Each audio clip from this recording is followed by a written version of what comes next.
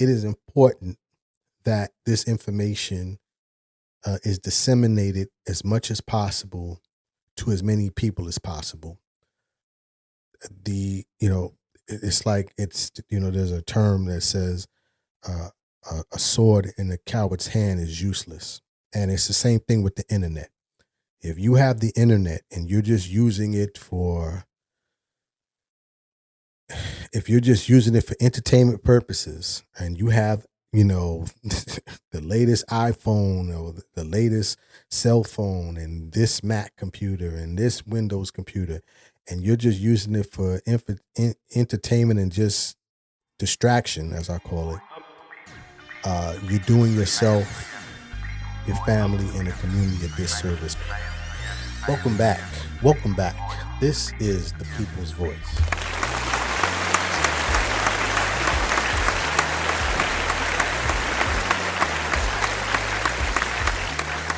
I am Trey Evans, and I am the People's Voice. Thank you again for checking out the podcast this week. As always, it is greatly appreciated. The People's Voice podcast is an investigative news podcast where I am dedicated to covering stories and social issues that I feel are either have been buried, underreported, or not reported at all by mainstream and social media. The purpose of the podcast is to shed light on those issues, and then hopefully I can offer some insightful analysis, recommendations, and actionable solutions to help to address the issues and the topics that I cover. The People's Voice podcast can be heard on all podcast and music streaming platforms. In addition, I also put a video out on YouTube on a weekly basis as well for those of you who would like to watch the podcast. But in any event, we say welcome, and welcome to the People's Voice podcast.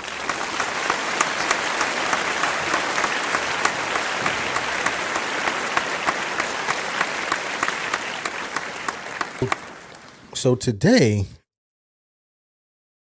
I want to get into the topic of the digital divide. I want to talk about the digital divide. And I want to cover this topic because depending on what your knowledge of the digital divide is, you may either assume that this is a topic that has been discussed before and are interested in what other information I could lend to this conversation, or you may be new to this terminology called the digital divide, and so this may be new information and enlightenment for you. I can tell you for both sides, this will be new information because the digital divide has changed since its original definition. That those of you who are aware of it, it has morphed into something much different than the definition that was established almost 30, 40 years ago. So that's what I want to talk about today. The digital divide. And I guess, I should start with the foundation for those who may not know what the digital divide was and what it has become today. So the digital divide was a topic that researchers in the early 90s began to research, write about, and report about. The digital divide at that time was the gap between people who had access to technology like computers and then the early stages of the internet. And in that discussion, the digital divide was that those who had access in terms of financial access or disposable income were the ones that were first getting the opportunity to participate in the digital revolution. And it became a gap because as the haves, if you will, began to acquire the means to utilize computers and technologies to further their information, their knowledge, and also their wealth, those who lived in, at that time, urban centers and still even today in many rural areas of the United States and throughout the world, but I'm focusing here on the United States, this established what they call the digital divide. And this went on literally for decades, where access to computers, especially when you start talking about education, and then access to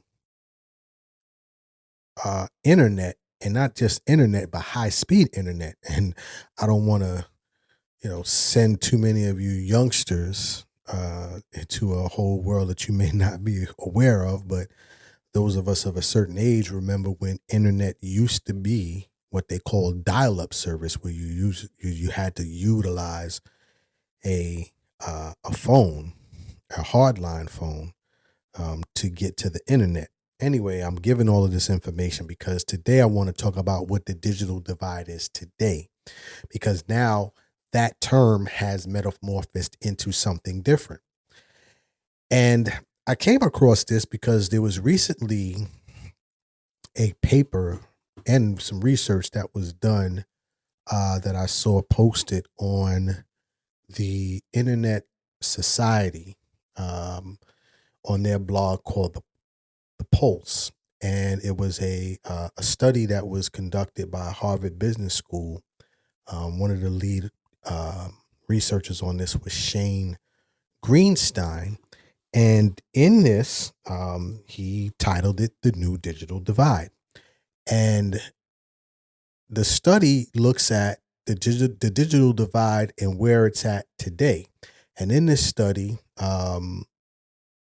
his digital divide, or the researchers, because like I said, this was a collective, have established that the digital divide today is not so much access to computers and the internet, but now the digital divide is about how the technology is being used.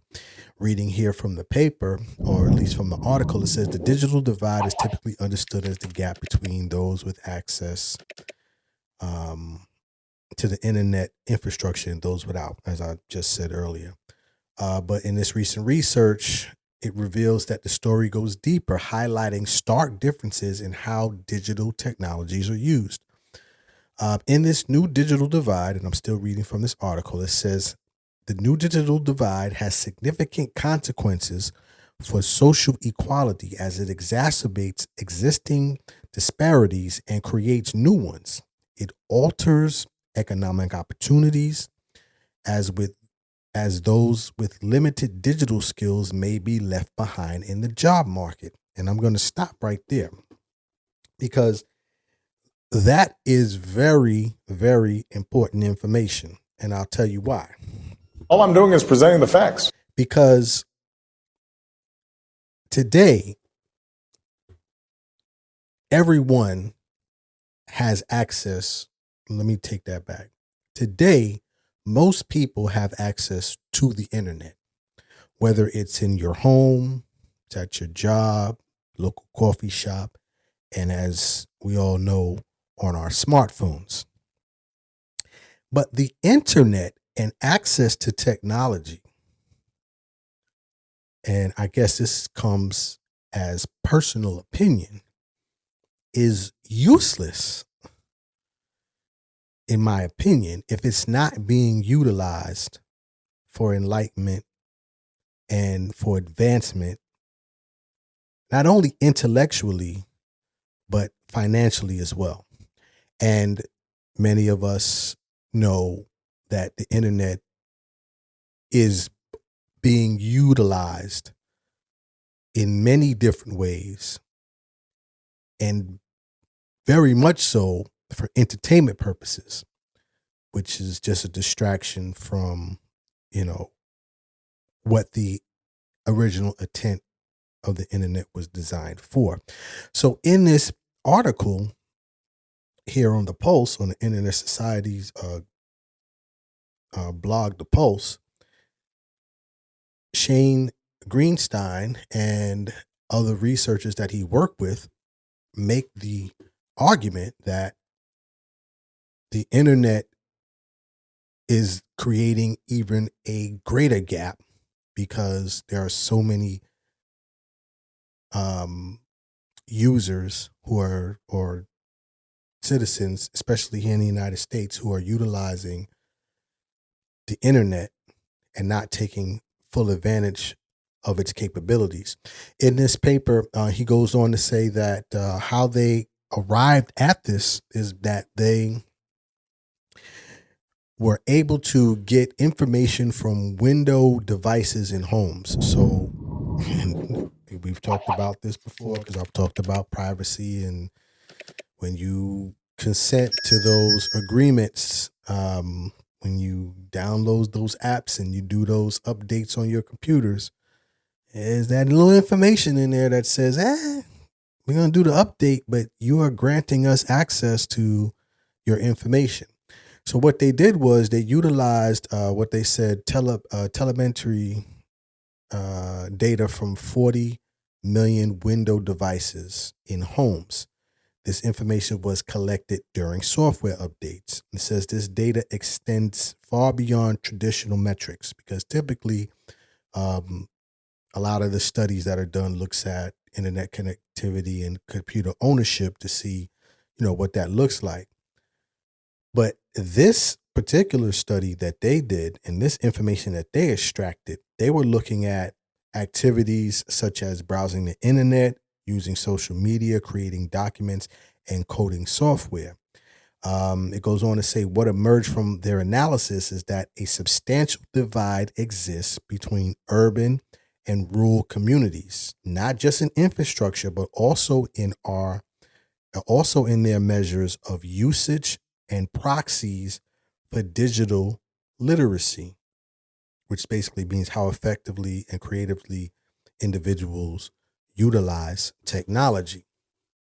And this is important because this utilization of the technology becomes a direct correlation between wealth growth and the wealth gap as well. Matter of fact,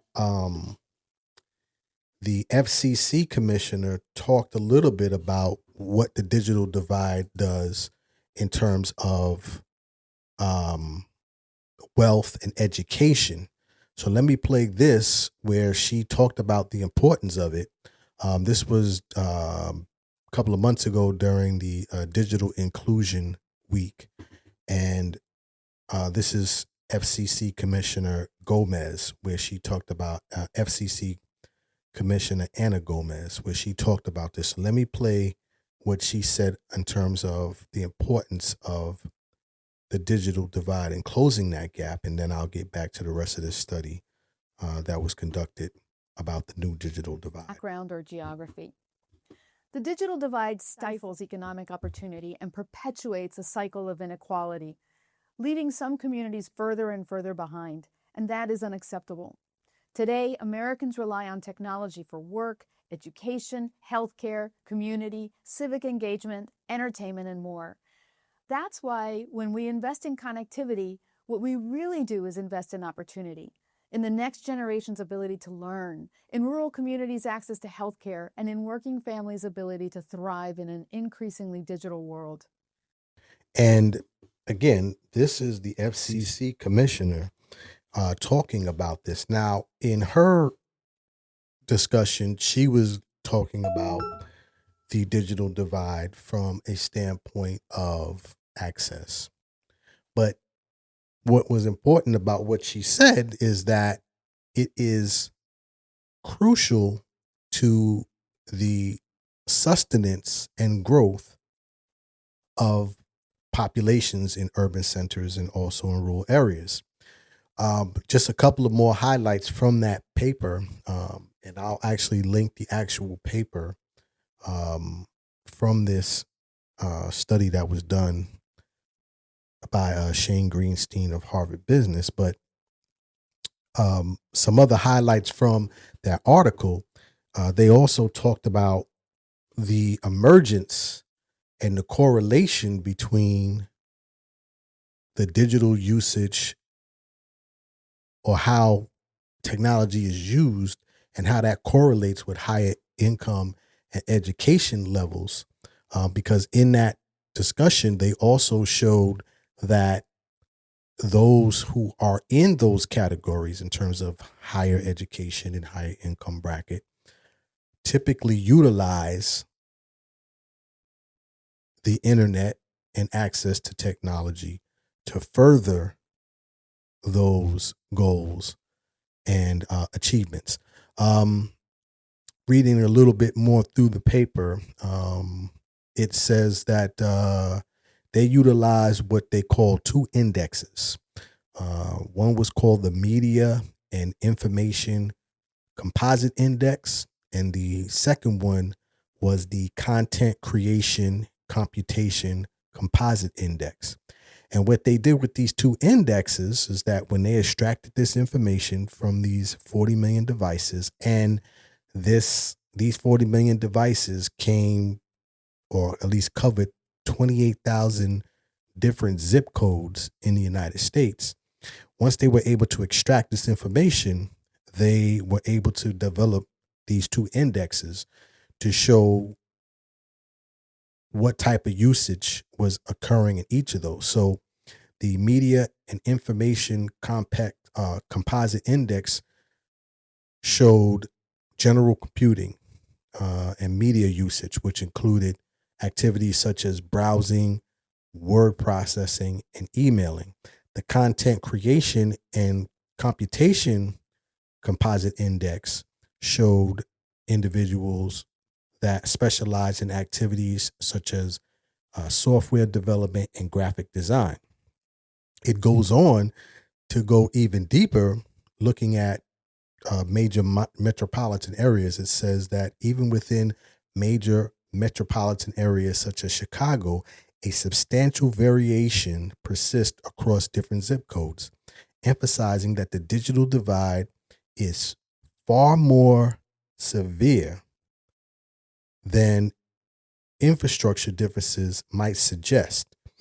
And that's important because, again, as I started off in this conversation, the digital divide, the argument used to be, well, there's no access in urban and rural areas. Therefore, that's why there's a digital divide, that if everyone had access to computers and to high-speed internet, then that would close the gap. And in this paper and in this study, what they're saying is that no, actually, we've closed the gap in terms of access, but now there's a divide occurring in terms of utilization. I don't want to beat the horse to death here, but again, in this, it says, in our analysis, income and education levels emerged as critical influences. Areas with higher household incomes and greater educational attainment consistently showed higher digital engagement on both indexes. This suggests that digital usage is closely tied to socioeconomic status, reinforcing existing inequalities. And so now, listen, this is important information, and I'm talking about this in depth because this is the purpose of the podcast, literally, is to get this type of information out. So now what do we do? Well, for those of you who may live in these areas, or those of you who are in communities, you have to encourage those that you are around that internet is a powerful, powerful solution that can literally uplift individuals, families, and communities. It's a whole different world now. And the internet and the access of information is to be able to shrink that access, because at one time, getting access to just basic information was a challenge. So now that we have the ability to do this, utilizing these smartphones and these computers and these laptops and these iPads, this has to become top of mind for many people. But that's what I wanted to talk about today. Like I said, I don't want to, beat this, into the ground, but it is important that this information is disseminated as much as possible to as many people as possible. It's like there's a term that says a sword in a coward's hand is useless. And it's the same thing with the internet. If you have the internet and you're just using it for